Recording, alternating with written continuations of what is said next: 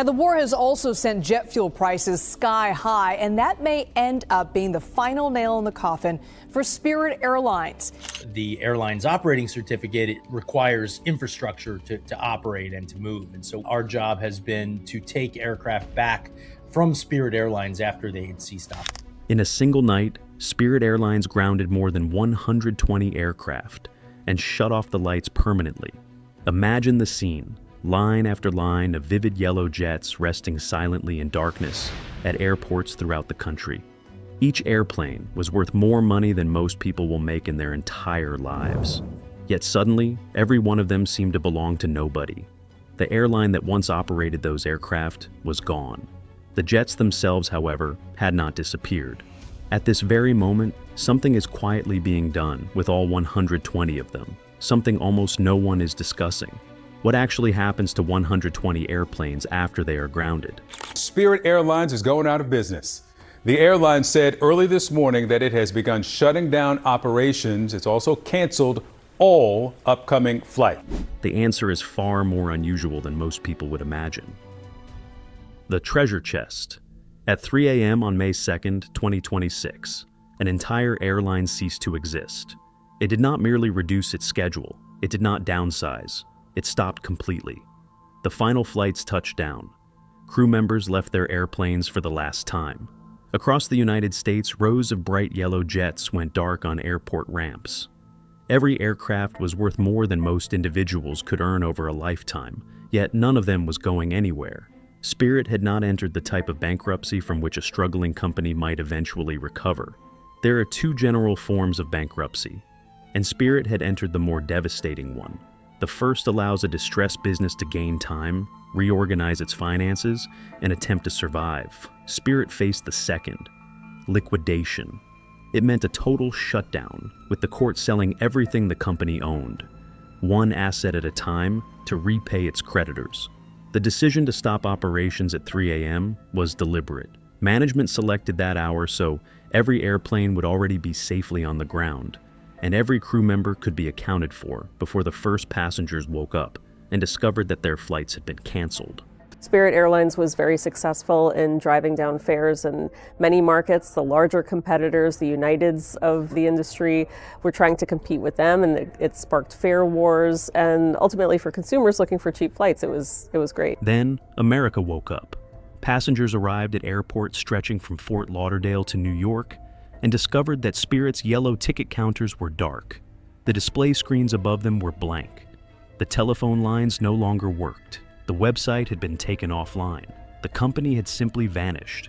Think of a parent who had purchased one affordable ticket to attend a child's graduation.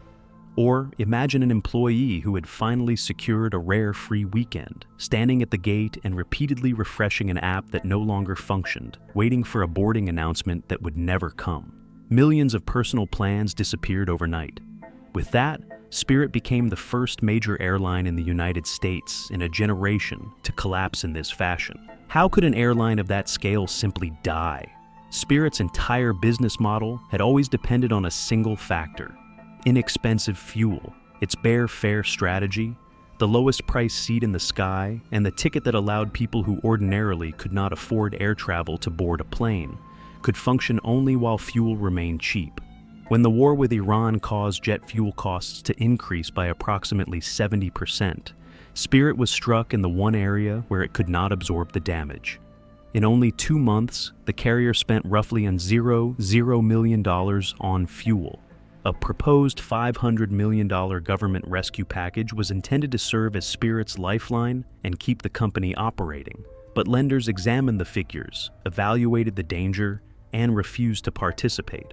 This was not even Spirit's first encounter with financial collapse. It marked the airline's second bankruptcy within a single year. Well, they liquidate, meaning they cease to operate, their tickets are no longer valid, they will not be accepted by any other airline without a substantial fare difference. And at that point, whatever assets they have left get auctioned off by a conservator. During the month leading up to the shutdown, Spirit had already been quietly taking itself apart in an effort to survive. It returned aircraft to their owners and reduced a fleet of more than 200 jets to approximately half that number. From the outside, the airline appeared to collapse in a single night. Internally, however, Spirit had been dying gradually. Anyone who understood where to look could see the end approaching. Here is the surprising part. Even a dead airline can retain an astonishing amount of value. When the court calculated Spirit's assets, its aircraft and engines were estimated to be worth roughly $13 billion. Spare parts accounted for another $167 million. At just one airport in New York, Spirit's takeoff and landing slots were valued at nearly $87 million. That was simply the right to arrive and depart. The airline itself was finished, but its remains were extremely valuable. Every party to whom Spirit owed money was already lining up to claim a portion. There was one major difficulty. By the end, Spirit had become so financially depleted that it informed the court it did not possess enough money to conduct a proper auction. The absence of an auction changed everything. It allowed the true owners of most of the airplanes to avoid waiting, bidding, or competing against other creditors. They could arrive and reclaim their property directly. Most travelers have never heard of the law that permitted them to do that. Yet it explains why many of Spirit's aircraft had already begun leaving the company's possession before the court had even completed its inventory. The 60-day clock. The law may sound dull, but it is anything but ordinary. Once you understand how it works, you may never view an airport boarding gate in quite the same way. When an airline collapses, the companies that leased aircraft to it receive a 60-day period in which to decide how to proceed. If the airline cannot continue making payments, the owners are legally permitted to enter the ramp area and repossess their jets. Transporting an aircraft to a desert storage facility, however, is not as simple as taking possession and flying away. An FAA representative must first examine the airplane and issue a permit confirming that it is airworthy. Staffing, fuel, paperwork, and numerous other requirements must also be arranged. The aircraft owners do not need to wait behind other creditors or spend months fighting through court proceedings. They collect the keys and remove their property. Why is the law designed this way? The explanation is straightforward. An airplane can escape. A hotel cannot be repossessed and moved in a single afternoon. No one can drive away with an office tower. A jet, on the other hand, can be inspected, started, taxied onto a runway, and transported to another country before sunset. Because the asset has wheels and wings and may be worth millions of dollars, the law enables its owner to recover it quickly before its value deteriorates while it remains grounded. The logic is almost brutally practical.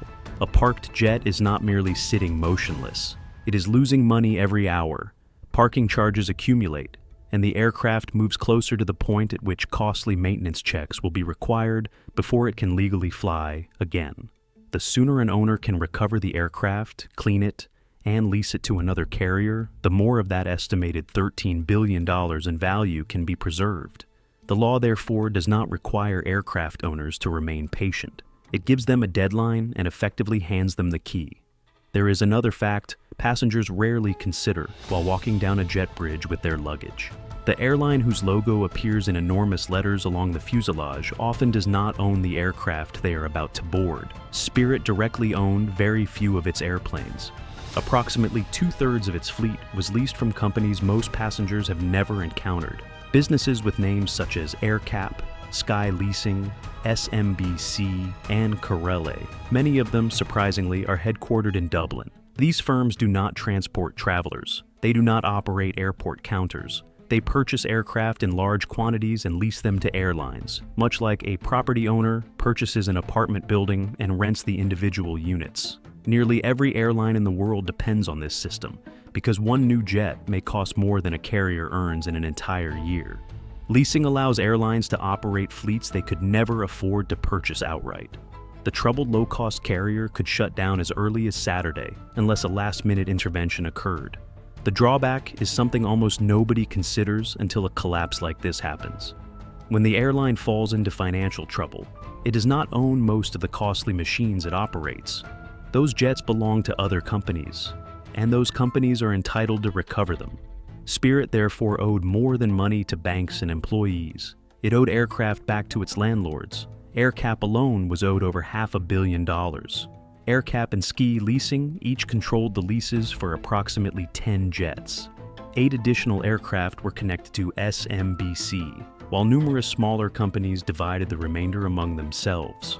As soon as Spirit stopped operating, every lessor began the same 60-day countdown. Each wanted to recover its aircraft before the asset lost value. They acted immediately. This was a genuine race, not a quiet exchange of paperwork in an office. Groups of engineers, inspectors, and pilots spread across the 26 airports where Spirit's yellow aircraft had been stranded. They were competing against the clock and, in some respects, against one another. Every day that an unused aircraft remained on the ground, it depreciated and generated additional fees. Each jet had to be identified, inspected, legally claimed, and removed as quickly as possible. The task could not simply be given to anyone holding a pilot's license. The people most qualified to move these specific aircraft, the individuals familiar with every switch, unusual characteristic, and behavior of those particular cockpits, were the same people Spirit had just left unemployed. For anyone unable to look away once a story develops into something like this, that curiosity is exactly what supports this channel. Take a moment to subscribe and continue following these aircraft with us, because their destinations are even more unusual than their histories. Now, return to the people responsible for flying them there. Flying their own funeral. A business called Nomadic Aviation was contracted to relocate the fleet. To operate the airplanes, the company turned to the one group of people who understood those cockpits better than anyone else on the planet: Spirit's own pilots. Spirit had requested a $500 million government bailout. President Trump stated that the government had presented Spirit with a final proposal. To appreciate the emotional weight of the relocation work, it is necessary to understand what these employees had just experienced. When the airline collapsed, 17,000 people lost their jobs. Most were not pilots. They were flight attendants, gate employees, baggage workers, mechanics, dispatchers, schedulers, and the countless other people who formed the unseen system required to keep an airline functioning. Every one of them awoke to the same uncertain reality. Pilots faced a particularly harsh problem. Seniority does not move from one airline to another. It cannot be transferred. Even a captain who had spent decades seated on the left side of the cockpit, someone who had devoted an entire career to climbing through the ranks, would be forced to begin again at the bottom of the seniority list at a new carrier. That assumed there was another carrier willing to hire them. Mortgage payments based on those salaries did not disappear. Children supported by that income did not suddenly stop requiring food, clothing, or education. Only the paycheck ended. A small number of those same pilots were now receiving payment one flight at a time to transport the aircraft they had once operated into the desert, where many would either enter storage or be dismantled. To Bob Allen, the head of Nomadic, Spirit's collapse felt like a death within the family. He described the relocation work as a small act of mercy. It placed some money into the hands of people who had just lost almost everything. It also gave them something more difficult to describe. Allen understood that some pilots simply needed a sense of closure. Imagine taking that cockpit seat one final time. It is the same seat, the same controls, and the same checklist you could repeat from memory while half asleep. It is the same aircraft you had flown with a full cabin only a week earlier. This time, however, the cabin behind you is completely empty. There are no boarding announcements, no seatbelt tones, and no passengers at all. You know that after shutting down the engines at the conclusion of this journey, you will almost certainly never operate that aircraft again. For many Spirit pilots, the silent, empty flight across the country became the only farewell they received. Adam Giordano stood at the center of the operation. In a single week, he helped relocate more than 20 aircraft from airports scattered across the country to the Arizona desert. One of those flights was performed by Giordano himself, an empty Spirit aircraft transported from Philadelphia to Mo i Rana. He became so consumed by the work that, on one occasion, he forgot to eat. Consider the coordination required. Dozens of aircraft were spread throughout the country. Every jet required an appropriately qualified crew, correct legal documents, an available departure slot, and an airport prepared to receive it. Before an aircraft could depart, someone had to board it and verify its identity. They needed to examine the maintenance logs, review engine operating hours, and ensure that the airplane being removed was the exact one identified in the owner's documents. A mistake would mean flying away with somebody else's asset worth many millions of dollars. During the frantic opening days, crews operated from several airports simultaneously, relocating aircraft faster than many people on the ground could monitor them. Some jets remained airborne days after Spirit Airlines had legally stopped existing. They crossed the country using unfamiliar flight numbers that were no longer associated with any active airline. Air traffic controllers found themselves authorizing movements for a carrier that, according to official records, had already disappeared. Anyone who looked upward that week and noticed a bright yellow airplane with empty cabin windows was witnessing the final moments of an airline at 35,000 feet. Every one of those last flights was traveling toward the same destination. From the outside, it looked very much like a cemetery where aircraft go to sleep. Spirit's yellow jets landed at 2 Arizona facilities, Goodyear and Pinal Airpark. Such locations are commonly called boneyards, and the name feels grimly appropriate when they first come into view.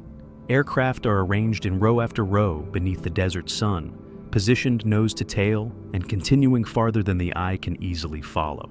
Hundreds of airplanes from carriers across the world are stored there. At first glance, every one of them seems abandoned or dead. Some once belonged to airlines that have vanished. Others are temporarily parked during periods of weak demand by carriers that fully expect to return them to service as soon as the market improves. Some are almost new airplanes, delivered into a world that abruptly had no immediate use for them. The desert accommodates all of them together, aircraft that are truly dead and those that are merely resting, positioned side by side in identical rows. From a nearby highway, there is no way to distinguish one category from another. That is what makes standing near an aircraft boneyard so unsettling. It is neither an ordinary junkyard nor a museum. It occupies a space somewhere between the two. A gigantic parking area where machines worth millions of dollars wait between one working life and the next. Some remain for several months. Others wait for years. A very small number stay permanently. All 120 of Spirit's bright yellow aircraft had now joined the end of that enormous line. Yet, boneyard is not entirely accurate, because the majority of airplanes stored there are not intended to die. They are there for practical reasons.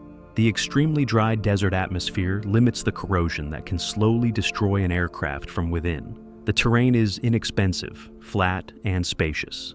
There are also fewer birds and insects capable of entering engines or building nests inside aircraft systems.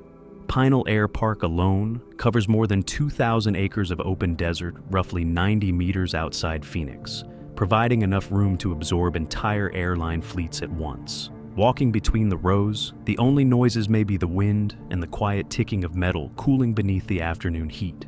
Preserving an aircraft is nothing like placing a car inside a garage. It is more comparable to embalming a body that you expect to revive later. Fuel cannot simply remain in the tanks. If it does, bacteria may grow and transform it into a heavy sludge. Every tank must therefore be emptied and cleaned. The tires are covered in reflective material to protect them from the punishing desert sunlight.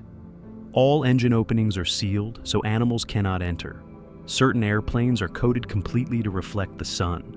Detailed records document exactly which procedures were performed and on what dates.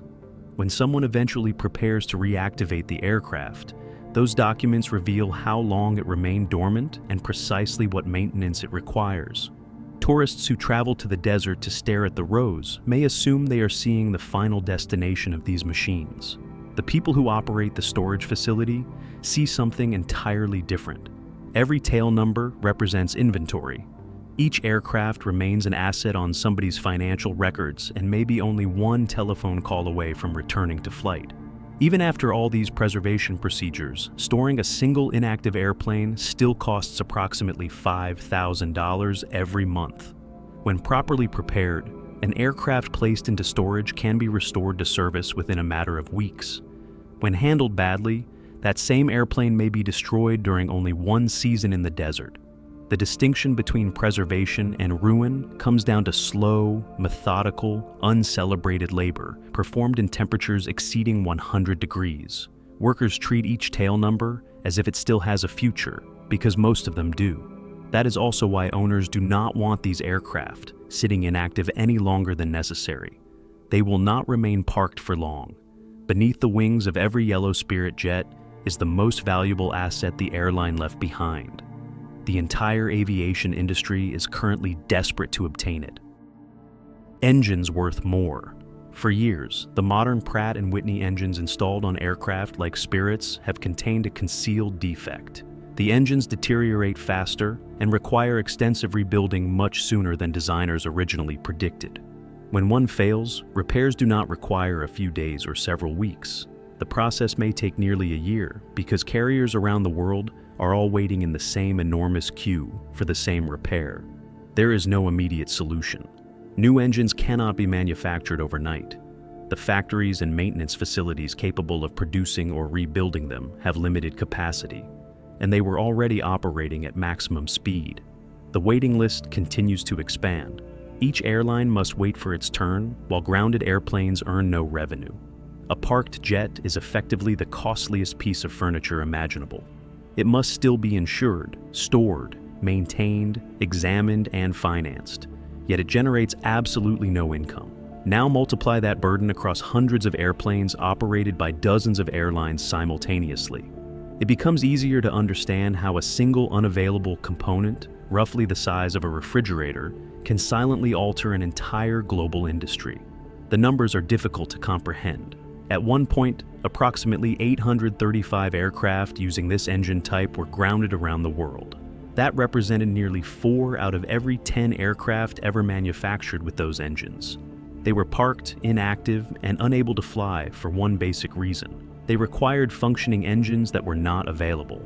One budget carrier in India had more than 60 affected aircraft grounded simultaneously. Another European airline had over 40. These figures are not merely entries in an industry spreadsheet. The shortage has forced carriers from India to Europe to park otherwise functional jets, eliminate routes that provided some communities with their only air connection, and send employees home. It has all happened because the world does not have enough usable engines. Passengers experience the crisis differently. A flight silently vanishes from the timetable. A route that existed 1 month is suddenly removed. Ticket prices gradually increase because fewer seats are available. Most travelers never discover that the root cause leads back to a defective component attached beneath a wing, something they had never considered. Whenever something required by everyone becomes almost impossible to obtain, its value rises in the most predictable way. One of these engines may sell for roughly $20 million. A functioning pair can be more valuable than the complete aircraft surrounding them. It is comparable to a house being worth less than the 2 air conditioning systems mounted on its exterior. In Spain, lines of almost new aircraft are currently being dismantled. They are not being taken apart because the airplanes are defective. Their engines are simply more valuable when removed than when left attached. Consider how inverted that situation is. The most valuable element of a modern passenger jet is not its wings, its cockpit filled with advanced instruments, or the countless miles of electrical wiring hidden inside its structure. It is the pair of metal cylinders suspended beneath the wings, made scarce by a manufacturing defect, and made extraordinarily valuable by the repair backlog. For this unusual period in aviation history, the equipment designed to propel the airplane is worth more than everything it was created to carry.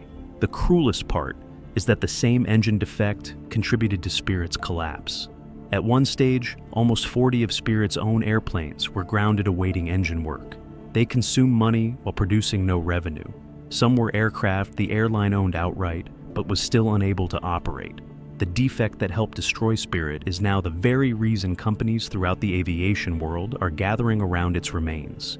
Even so, Spirit's engines alone cannot resolve the global shortage. They will return to the market gradually, while the industry requires thousands more engines than a single failed airline could ever provide. Forecasts therefore suggest that the shortage will continue for several years. That leads to an obvious question.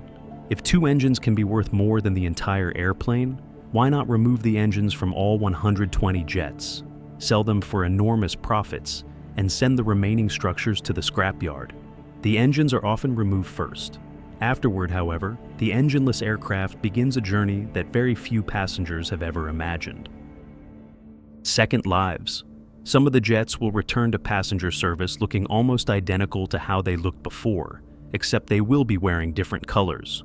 A complete aircraft repaint costs approximately $50,000 to $200,000 and requires 1 or 2 weeks.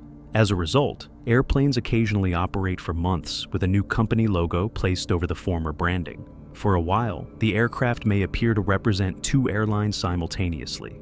One of aviation's less visible realities is that airplanes change owners far more frequently than their tail designs suggest. A single jet may carry the colors of 3 or 4 different airlines during its operating life. Passengers sitting inside rarely notice because the primary visible difference is the paint. The underlying airframe remains unchanged. Spirit's former competitors are already evaluating what they can acquire. Large carriers, including American, United, JetBlue, and Frontier, have shown interest in Spirit's aircraft, airport gates, and highly valuable landing rights. Before the final shutdown, Spirit had already sold several gates at Chicago's largest airport. The remaining assets are now being collected by the same airlines Spirit competed against for passengers during its 34-year history. Some former Spirit pilots and cabin employees may eventually operate these exact aircraft for rival carriers, including on routes previously served by Spirit. There is a painful symmetry in that possibility. For 34 years, Spirit pushed ticket prices downward and forced larger airlines to compete more aggressively on cost. That competition allowed many passengers who otherwise could not have afforded air travel to fly. Now, those larger carriers can quietly divide Spirit's remains among themselves, acquiring its gates, airport slots, aircraft, and even its former workforce. Other jets will receive a much more dramatic second life. Technicians cut a large cargo opening into the fuselage, remove every passenger seat, strengthen the floor to support heavier loads, and convert the aircraft into a freighter capable of transporting more than 20 tons of cargo. Demand for these conversions is so strong that the global waiting list already includes approximately 320 aircraft. That list continues to expand, as a growing portion of online purchases is transported overnight by air, rather than carried slowly across oceans aboard ships. It represents an unusual form of reincarnation. A cabin that once smelled of coffee and recycled air, and once echoed with safety demonstrations and crying babies, is stripped down to bare metal and reassigned to carry cardboard packages. The windows remain in place, but no one looks through them anymore. The next time a package arrives at your home overnight, it may have traveled in the space once occupied by Spirit Seat 14B. This market continues to expand. Every year, a larger share of global shopping takes place online. Much of it must reach customers quickly, which means it has to fly. Airplanes that once transported vacationers to the beach are quietly being recruited into the logistics system, carrying everything those same people purchase while sitting at home. Then there are the oldest and most heavily used airplanes, the aircraft whose time in the sky is genuinely over. Those jets are completely stripped. Landing gear, cockpit displays, auxiliary power units, and every other functioning component are removed and used to support aircraft still operating elsewhere. What remains is a hollow aluminum body. That shell is cut apart and sold as scrap material. Even at that stage, one retired airplane may contribute hundreds of usable parts to aircraft that continue flying. A pump removed from one jet may keep another aircraft operating across the Atlantic. A valve, a length of cable, a seat rail, or a single window may all be installed in an airplane that continues to carry passengers. In that sense, a dismantled aircraft remains alive through all the other airplanes its components help keep in service. Some of the remaining aluminum may even return to consumers one day in the form of a beverage can. That brings us back to the question raised earlier. If the engines can be more valuable than the airplane, why are most of these jets given another life instead of immediately being scrapped? You will never know. The explanation rests on one persistent fact about aviation that many travelers never hear. Passenger aircraft are designed to remain in service for 20 to 30 years, and a significant number continue operating beyond 40 years. During that lifespan, one airplane can earn back its original value many times. It may pass from one airline to another, travel across national borders and oceans, and complete tens of thousands of journeys. The type of airframe also matters. The Airbus A320 family, which includes most of Spirit's aircraft, is the most widely produced commercial airliner in history. No other jet is more common in today's skies. That means there is almost always an airline somewhere requiring another airframe and a maintenance facility somewhere seeking compatible components. Consider the calculation from the perspective of the aircraft owners. An airplane may enter service painted in one airline's colors, operate there for 10 years, be sold to a carrier on another continent, fly for that company for several more years, and eventually be transferred somewhere else. Throughout the entire process, passengers may never realize that the aircraft had previous lives. Removing and selling the engines from a relatively young airplane produces revenue only once. Keeping the aircraft in operation allows it to generate income year after year, potentially for decades. It is the difference between selling the goose and continuing to collect the eggs. Aircraft leasing companies understood the calculation long ago. Selling an engine provides a single payment. Maintaining an operational airframe provides a continuing stream of income. Within this industry, reliable long-term income usually carries more value than one immediate financial gain. Most of Spirit's aircraft remain relatively young and still have many useful years available. The same unforgiving financial mathematics that could have resulted in their destruction is precisely what protects them. For that reason, the desert facility is not truly a cemetery. It functions more like a waiting area. One at a time, those yellow airplanes will receive new paint schemes, new identities, and new national markings. Then they will return to the sky and resume working. Some may join low-cost carriers in Latin America. Others could spend their days moving between European cities beneath flags unfamiliar to American passengers. Some may operate cargo flights across Asia during the night, thousands of miles from the country in which they originally entered service. That is the ultimate fate of approximately 120 abandoned Spirit aircraft. They did not disappear. They were not left to decay. They spread across the world and quietly returned to useful service. It is tempting to imagine the death of an airline as one permanent image. Yellow jets sitting dark on airport pavement, closed gates covered with paper, and thousands of employees sent home. The consequences of the shutdown were real. The loss of 17,000 jobs was real. The families stranded at airports were real. But the aircraft themselves never experienced the ending that most observers imagined. They were simply waiting between owners. The next time you step onto a freshly painted Airbus and notice a small scratch on the tray table ahead of you, examine the cabin a little more carefully. Pass your hand along the interior wall, and you might discover the faintest trace of old yellow paint beneath the newer surface.